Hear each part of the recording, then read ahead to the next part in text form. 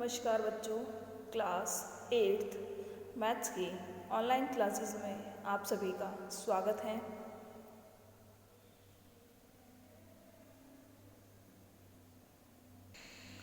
हाँ तो बेटा, हम पढ़ने जा रहे हैं प्रश्नावली 8.2 राशियों की तुलना। ठीक है बेटा, इससे पहले वाले वीडियो में हमने 8.1 प्रश्नावली पढ़ ली थी।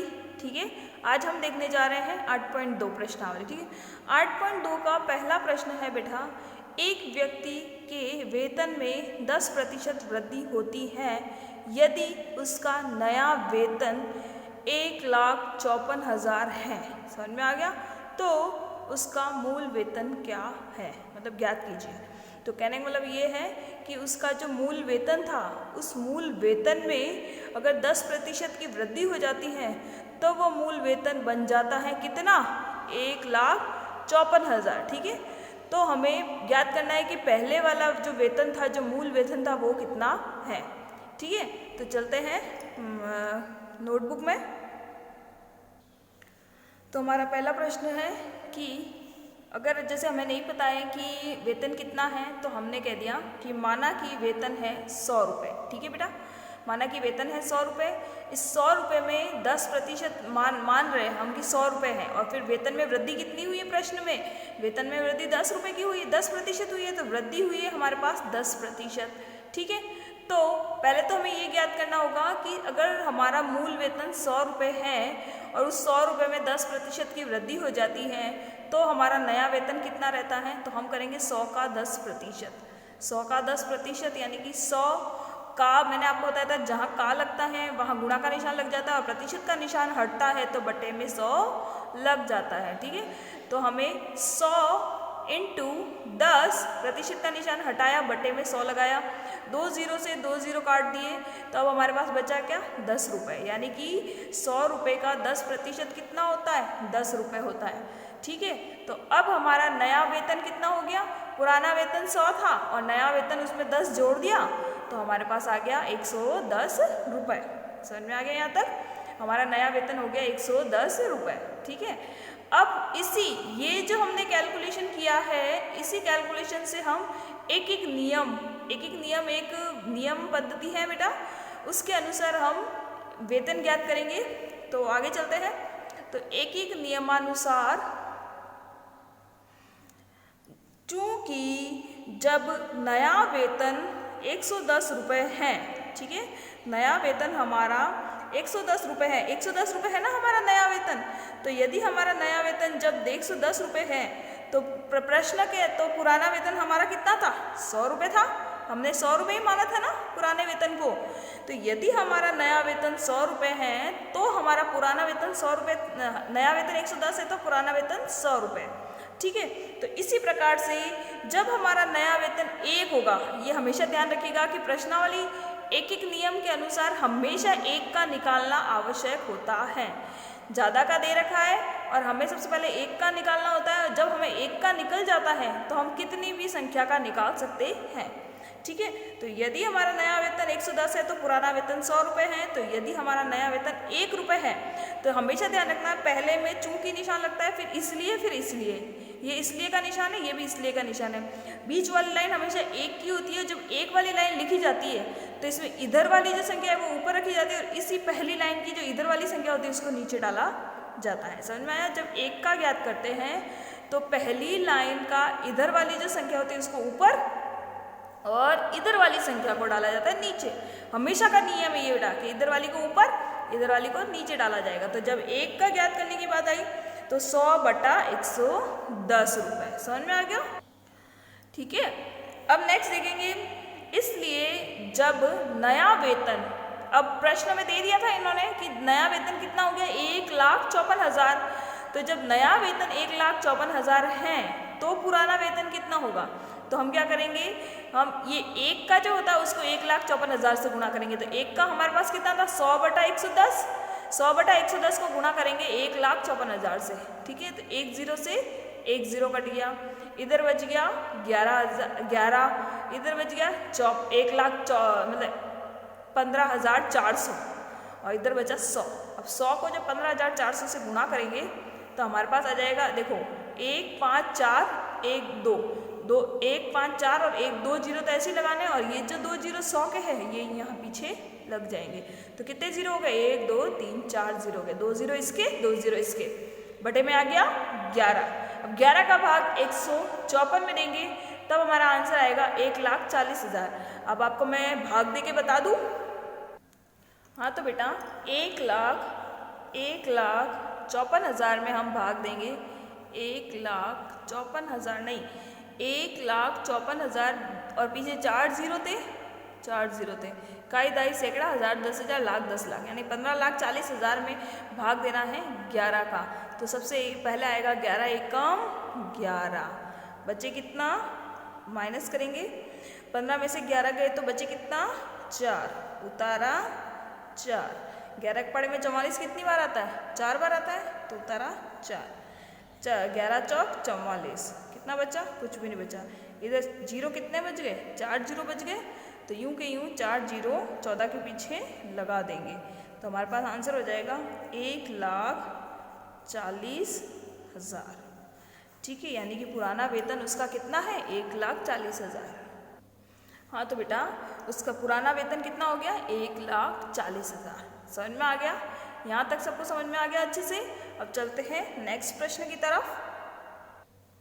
अगला प्रश्न है बेटा, रविवार को 845 व्यक्ति चिड़ियाघर गए। समझ में आ गया, चिड़ियाघर होता है जू, तो रविवार के दिन वहाँ जू देखने 845 व्यक्ति गए। ठीक है, लेकिन सोमवार को केवल 169 व्यक्ति गए। तो चिड़ियाघर की सैर करने वाले व्यक्तियों की संख्या में सोमवार को कितने प्रतिशत कमी हुई। समझ में आ गया, साफ दिख रहा है कि जो रविवार की जो संख्या थी उस रविवार से सोमवार की जो संख्या हुई उसमें काफ़ी कमी आई है, काफ़ी कमी आई है। तो पता करना है कि रविवार से सोमवार में कितने प्रतिशत की कमी आई। तो उसके लिए क्या करेंगे, चलते हैं प्रश्न की तरफ। तो देखते हैं बेटा कि प्रश्न संख्या दूसरे में है, रविवार को घूमने आए लोगों की संख्या है 845 रुपये। ठीक है, रविवार को घूमने आए लोगों की संख्या है 845 रुपये, 45 व्यक्ति। ठीक है, सोमवार को घूमने आए लोगों की संख्या है 169 व्यक्ति। ठीक है, तो अब आप साफ दिख रहा है यहाँ से इस संख्या में कमी आई है। तो पहले तो हम पता कर लेंगे कि संख्या में कमी कितनी आई है। ठीक है, तो लिखेंगे लोगों की संख्या में आई कमी, लोगों की संख्या में कितनी कमी आई। तो हम 845 में से 169 को घटा देंगे। तो 845 में से 169 को घटाएंगे तो हमारे पास संख्या बचेगी 676 लोग। ठीक है, 676 लोग। फिर उसके बाद में अब हमें ज्ञात करना है कमी प्रतिशत। तो आपको पता है कमी प्रतिशत का मैंने प्रश्नावली शुरू होने से पहले एक सूत्र लिखवाया था कि वृद्धि प्रतिशत और ह्रास प्रतिशत का सूत्र होता है कि यदि वृद्धि प्रतिशत होता है तो वृद्धि बटा मूल संख्या इंटू 100 होता है, और ह्रास प्रतिशत होता है तो ह्रास बटा मूल संख्या इंटू 100। और मूल संख्या यहाँ पे किसकी आएगी, जैसे कि अगर लाभ प्रतिशत और हानि प्रतिशत ज्ञात करते हैं तो क्रय मूल्य का आता है, क्रय मूल्य बटे में आता है। तो कमी प्रतिशत ज्ञात करने के लिए हमें यहाँ पे रविवार में लोगों की संख्या लिखनी पड़ेगी। तो कमी प्रतिशत का सूत्र मैंने लगा दिया, कमी बटा रविवार को लोगों की संख्या, मतलब किस में से कमी आई है उसका देखना है, इंटू 100 लगाना है। तो कमी तो आई है 676, रविवार को लोगों की संख्या कितनी थी 845 इंटू 100। ठीक है, अब आप देखिए किस पाड़े से काटेंगे, आपको देखना है ऐसा कौन सा पाड़ा है जिससे ये दोनों एक साथ कट जाए। तो मैंने इनको बेटा 13 के पाड़े से काटा है। किसके पाड़े से काटा है, 13 के पाड़े में। ठीक है, अब 13 के पाड़े में कैसे काटा है मैं आपको भाग दे के बता दूं। एक हमारे पास है बेटा 676 और एक हमारे पास क्या है 845। एक हमारे पास है 845। ठीक है, मैं दोनों को 13 के पाड़े से काटा है, देखते हैं किस तरीके से काटा है। तो 13 के पाड़े में पहले इसका भाग देंगे। तो 13 एकम 13, 13 दूनी 26, 13 तिया 39, 13 चौके 52, 13 पंजे 65। तो 67 में से 65 घट जाएगा, 67 में से 65 घटेगा तो कितना बचेगा? 2 बचेगा। उतारा 26। 13 के बारे में 26 कितनी बार आता है? 13 एकम 13, 13 दूनी 26, यानी कि 2 बार। ठीक है, यहाँ खत्म हो गया हमारा भाग। हमारा आंसर कितना आया? 52। ठीक है, और इसमें वापस 13 का भाग देंगे बेटा। तो 13 का भाग देखिए किस तरीके से। 13 एकम 13, 13 दूनी 26, 13 तिया 39, 13 चौके 52, 13 पंजे 65, 13 छिंग 78, 13 सत्ते 91। 91 तो बड़ा हो गया, तो 13 छिंग 78। ठीक है, 78 लेंगे और 84 में से 78 को घटाएंगे तो हमारे पास बचेगा 6। अब हम उतारेंगे 5 को, तो 13 पंजे 65, यानी कि 5 बार जाएगा 65 आएगा। भाग यहाँ खत्म हो गया। तो इधर तो हमारा 52 उत्तर आया, इधर हमारा 65 उत्तर आया। ठीक है, तो बेटा मैंने 676 को तो 52 बार काट दिया और 845 को मैंने 65 बार काट दिया। अब आप देखिए ये 52 और 65 जो है ये फिर से 13 के पाड़े में आते हैं। ठीक है, 13 एकम 13, 13 दूनी 26, 13 तिया 39, 13 चौके 52, 13 चौके 52, 13 पंजे 65। ये 4 बार कट गया, ये 5 बार कट गया। ठीक है बेटा, अब इधर बच गया 4, इधर बच गया 100, इधर बच गया 5। अब मैंने क्या किया? मैंने इस 5 को इस 100 से गुणा कर दिया। तो 5 को 100 से गुणा किया तो 5 के बारे में तो 100 आता है। ठीक है, 5 के बारे में 5 तो एक बार आता है, और 5 दूनी 10 और 0 यानी 20 बार आता है 100। अब हमारे पास नीचे तो 1 बच गया, ऊपर 4 बच गया, इधर 20 बच गया। तो 4 को 20 से गुणा करें तो 20 चौक 80, यानी कि रविवार को घूमने गए लोगों की संख्या और सोमवार को घूमने गए लोगों की संख्या में जो कमी आई वो कितने प्रतिशत की कमी आई? 80% की कमी आई। समझ में आ गया सबको यहाँ तक? अब चलते हैं आगे की तरफ। प्रश्न संख्या 3। प्रश्न संख्या 3 में कहा गया बेटा, एक दुकानदार 2400 में 80 वस्तुएं खरीदता है। ठीक है, एक दुकानदार है जो 2400 में 80 वस्तुएं खरीदता है और उन्हें 16% लाभ पर बेचता है। ठीक है, तो एक वस्तु का विक्रय मूल्य ज्ञात करना है। या तो 80 वस्तुओं का क्रय मूल्य दे रखा है, 80 वस्तुओं को खरीदता है यानी कि क्रय मूल्य दे रखा है।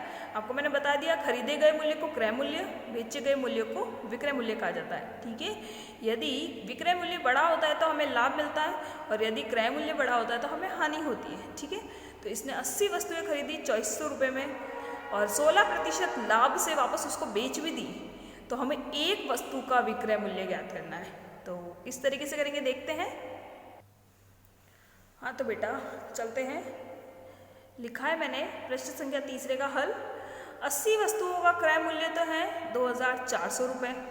फिर उन्होंने कहा कि लाभ उसको लाभ यानी कि 16% के लाभ से उसने उन वस्तुओं को बेच दिया, तो लाभ बराबर हमारा 16% हो गया। ठीक है, फिर तो हम ज्ञात करेंगे 2400 का 16%।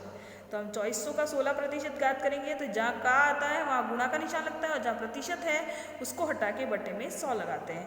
ठीक है, तो ये 2400 का 2400 का की जगह पे गुणा, 16 का 16 और प्रतिशत का निशान हटा के बट्टे में 100 लगा दिया।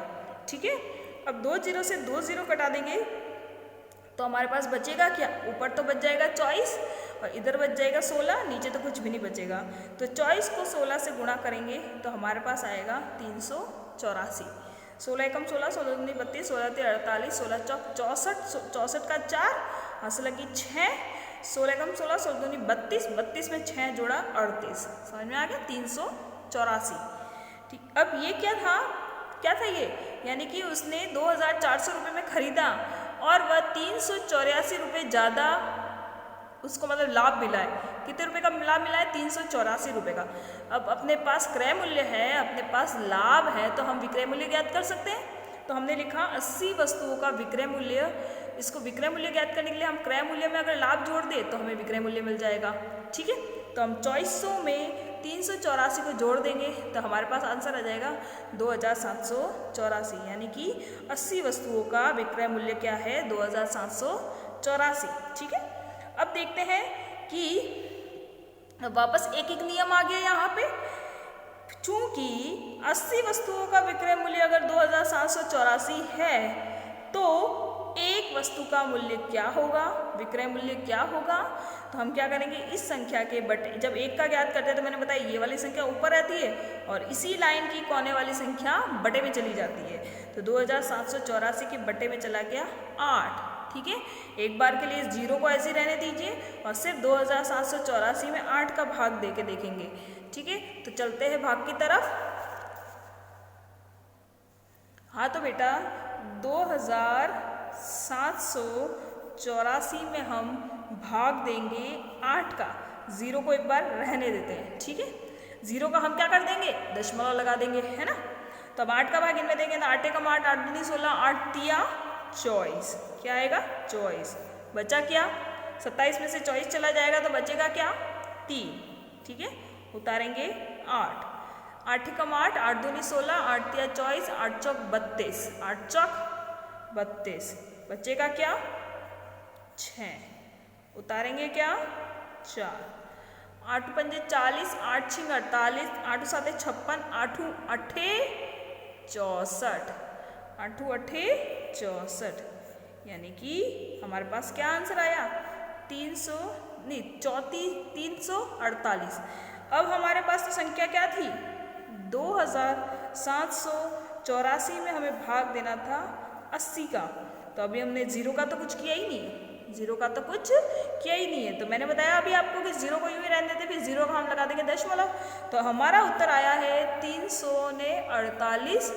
अब हम क्या कर देंगे, ये नीचे वाला जीरो हटाएंगे तो उत्तर के एक जीरो हटा रहे तो उत्तर के इकाई के अंक से एक जीरो लगा लेंगे। ठीक है, तो अब हमारे पास आंसर क्या हो जाएगा 34.8। तो अब ये 8 तो कोई पैसे नहीं होते, पैसे कितने होते हैं 80, तो हम कर देंगे 34.80 रुपये, यानी कि एक वस्तु का विक्रय मूल्य कितना होगा 34.80 रुपये। तो हमने बेटा यहाँ रख दिया 34.80 रुपये। समझ में आ गया, समझ में आ गया अच्छे से। यहाँ से जो जीरो हटा, इस जीरो का हमने इकाई से एक दशमलव वहाँ पे दशमलव लगा लिया। ठीक है, तो बेटा आज हमने ये पहला, दूसरा, तीसरा क्वेश्चन यहाँ समझा। अब नेक्स्ट वीडियो में हम चौथा, पांचवा और छठा प्रश्न समझेंगे। ठीक है, आज की क्लास में इतना ही।